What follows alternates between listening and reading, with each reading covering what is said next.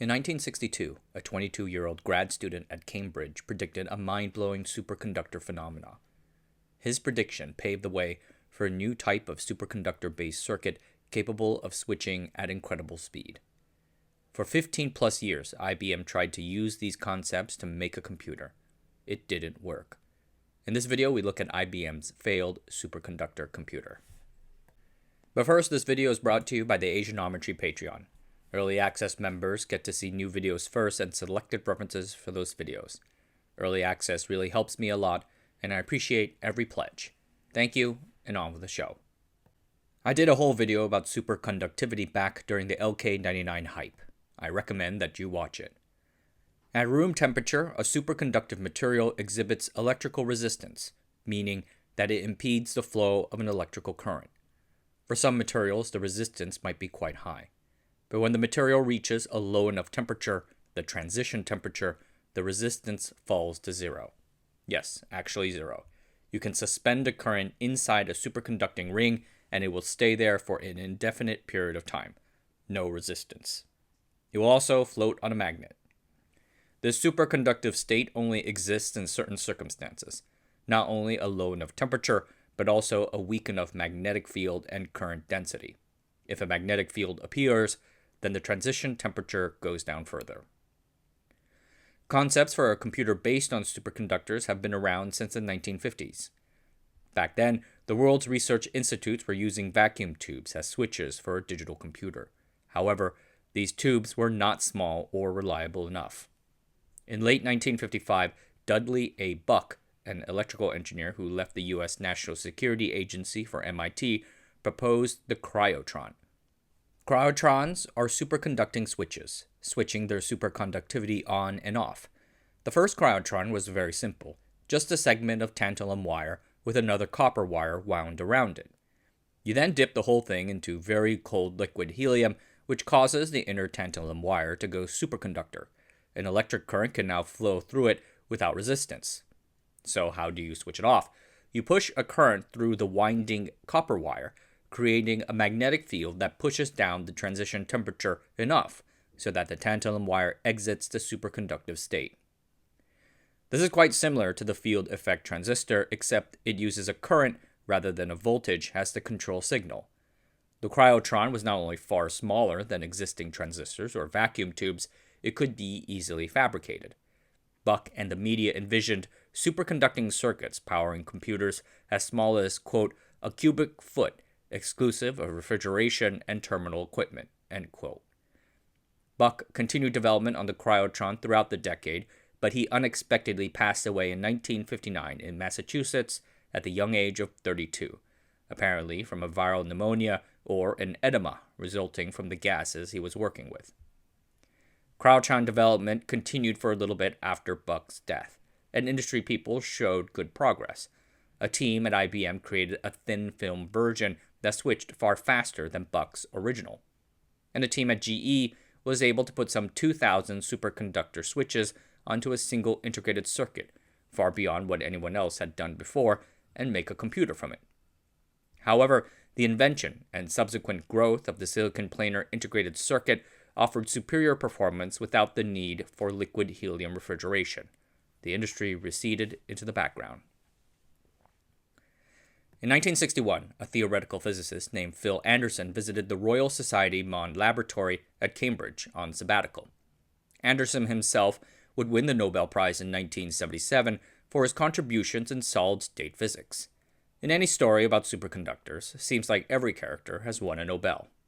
Anyway, while at Cambridge, Anderson taught a course on solid-state physics, discussing an idea known as broken symmetry and its connection to superconductivity. The idea of symmetry in physics is an important one, and what follows is a radical simplification. If a statue is standing upright, you should expect it to stay standing upright until something acts on it. The statue is not going to suddenly flop over. This should be the case no matter how we translate that system, meaning no matter where the statue is, a translation in space, and no matter when it is, a translation in time. The laws of motion, ergo, are symmetrical in terms of space and time. There are many types of symmetries within physics other than just the laws of motion. This was a tough concept for me to grasp at first, so feel free to stop and Google for additional info if you need it. Anderson proposed broken symmetry as a way to explain how atoms can sometimes collapse into a lower energy state that do not exhibit the same symmetry as the laws of physics acting on them. He uses this to explain how electrons in a metal form what we call Cooper pairs when a metal enters a superconducting state. This unusual pairing would not normally happen in a non-superconducting state, thus breaking a symmetry of electromagnetic interactions. Did that make sense? I hope it did. Anderson also invoked this broken symmetry theory to try to explain how a superconducting material can expel a magnetic field, the infamous Meissner effect. Photons inside the superconductor suddenly gain mass, expelling the field. Inspired by the concept of broken symmetry, one particularly bright student in Anderson's graduate class named Brian Josephson began trying to see if it could be observed in an experiment. Josephson began studying several experiments and came across a few recent ones on superconductor tunneling. Tunneling is when a single electron or pair of electrons pass through a barrier that would have ordinarily stopped them. It's a quantum mechanics thing, so only practically observable when the dimensions are very small. A 1960 experiment by Ivar Gaever showed that single electrons can tunnel through very thin barriers, like just 20 angstroms wide, from one superconductor to another. Josephson tried to formulate a theory of equations to fit this behavior. As he tried to explain the behavior of electrons traveling from one superconductor to another, he discovered something startling. Let us imagine a circuit with a junction or barrier made of some insulating material in between two metal superconductors. Let us now put this circuit into differing situations. If the barrier is thick, then we cannot send any current through from one side to another. This is the case no matter how much voltage we apply to this. Classical physics dominate here, not quantum mechanics. Recall that voltage is like the pressure for the current. It is kind of like how water pressure pushes water through a pipe. Now let us shrink the barrier to a very thin width. Per the well-known tunneling principle from quantum mechanics, this thinness grants us the possibility that a single electron can tunnel through that thin barrier to the other side. We apply more voltage, we get a directionally proportionally stronger current tunneling through. Now let us start lowering the temperature. As the system approaches the transition temperature for a superconductive state, we see this directly proportional voltage-current relationship start to break down.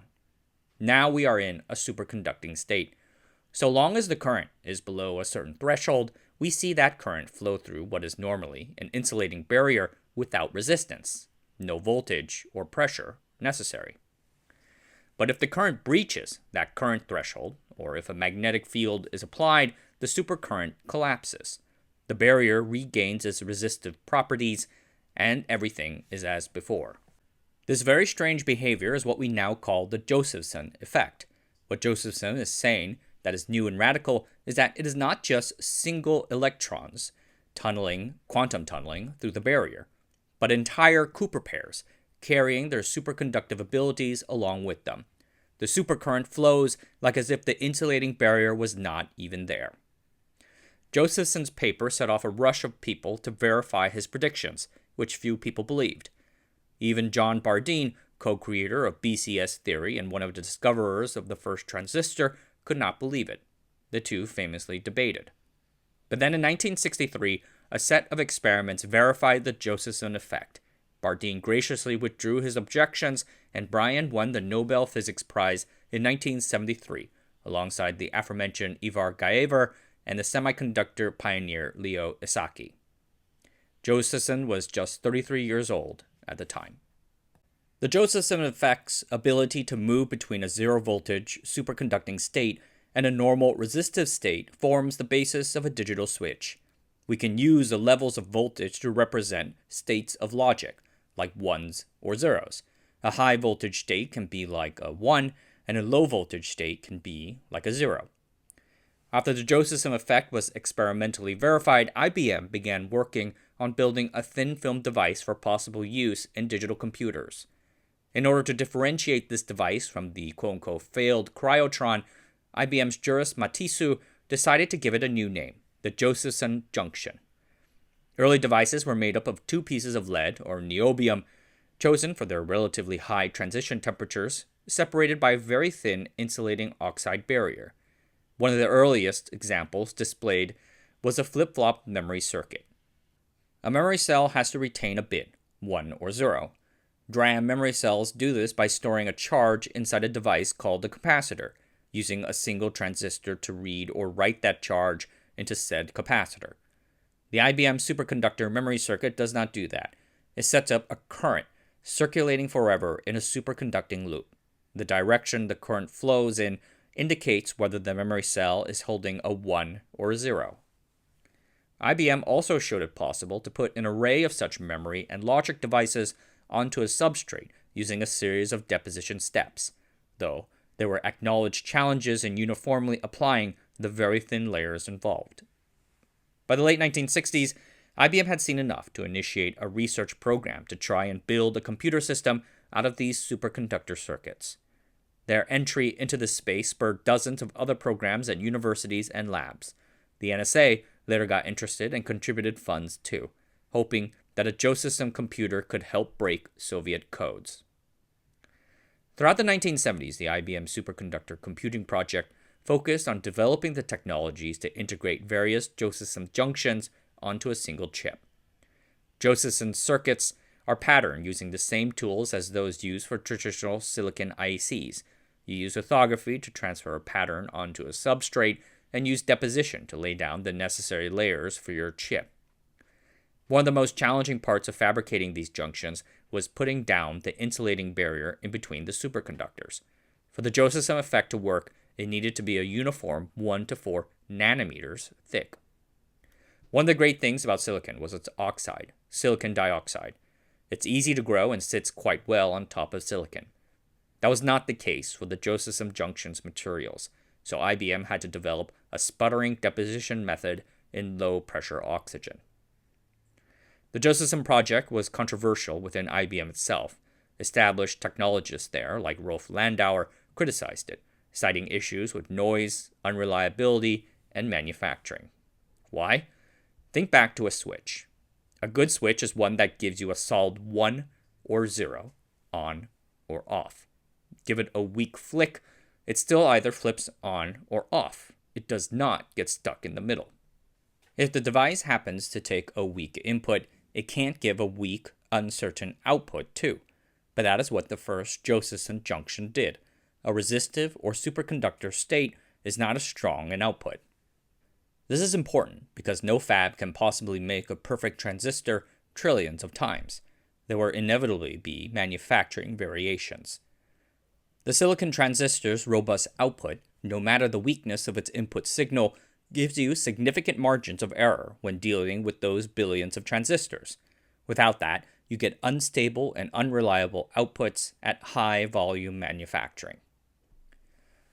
The promise behind Josephson junctions and their ability to surpass silicon systems were based on a few arguments. First, Josephson junctions can seemingly switch far faster than silicon ever can, as little as 10 picoseconds. The argument is intuitive. Faster switching means faster processing speeds. Second, people foresaw power limits on silicon. Whenever a transistor switches, a bit of power dissipates as heat that needs to be carried away. The idea was that increasingly dense silicon chips would dissipate increasingly more power until consumption and heat generation surpassed what cooling systems can handle. By comparison, Josephson circuits dissipated orders of magnitude less power, just several microwatts. This presumably balanced out the inconvenience of dipping the whole computer into liquid helium. In 1977, a former IBM executive turned consultant was quoted in a Computer World article. In 7 to 8 years, we should expect 10,000 times greater performance from Josephson technology. A megabit storage chip will cost approximately $30 by 1985. Others hesitated to go that far, thinking that a 500 times improvement seemed more reasonable. In any case, the claims were that Josephson technology would unleash a flood of compute onto the world. As late as 1980, the IBM Josephson project team still believed that superconducting technology could build the next generation of fast computers. The superconductor computer managed to get to a stage where you had about 50 to 100 chips packed into a single core and immersed into liquid helium at temperatures of 4 Kelvin. But a few things happened. Silicon technology raced far faster ahead than anyone could have imagined, and IBM's superconductor technology did not pan out in the ways they thought it would. First, silicon chips continued to get denser and denser. Yet somehow, those denser silicon chips, with device counts surpassing the millions, did not consume proportionally that much more power. Why? Midway through the 1970s, Robert Dennard, inventor of the one-transistor, one-capacitor DRAM cell, proposed a scaling theory that we now call Dennard's law. Dennard's law says that if we physically shrink a transistor by some scaling factor, then the voltage needed to supply that scaled-down transistor also scales down by the same factor. This is because a transistor relies on electric fields in order to work, and a smaller transistor area requires a smaller electric field. So end result, Dennard's scaling meant that power consumption per unit area of a die remains the same. So even if we stuff more transistors onto those unit areas, the chip's overall power consumption does not go up. Fueled by the ongoing PC revolution, microprocessor innovation started to go absolutely nuts. Chips were getting iterated on faster and faster, shaping up silicon to be a formidable competitor indeed. At the same time, the IBM team discovered a major limit on how fast their Josephson circuits can switch. Experiments found that the Josephson junction can switch very fast from a resistive state to a superconducting state in less than 10 picoseconds. This was good.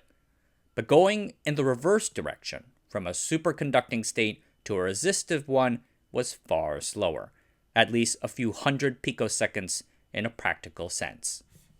This essentially gated any Josephson-based circuit to about 1 GHz, and by the early 1980s, it became increasingly clear that CMOS silicon chips were going to hit and surpass those speeds without needing to be dunked into liquid helium. Furthermore, there was a known issue known as punch-through. This is basically a small but non-zero possibility of the gate entirely failing to reset to a zero voltage state. In other words, the gate is, just like Brian McKnight, back at 1, a serious error issue. The final and most commonly cited reason why the IBM project sputtered out, though, had to do with memory. IBM was never able to get anything close to a large enough working memory for their computer. Without a fast memory to provide the logic circuits with data to run, the computer's speed is fundamentally capped. As I mentioned, IBM had created early versions of a memory cell that circulated a current in an infinite loop. IBM broadened that into 2 working concepts that could have created a computer. The problem was manufacturing and density. A DRAM cell is just 2 devices, a capacitor and a transistor. But a Josephson-based memory cell needed all sorts of inductors and resistors along with it, making it huge compared to a DRAM or even SRAM cell. So the team struggled to put enough good memory cells onto a single chip. By 1983, the best the team was able to do was about 1 kilobyte.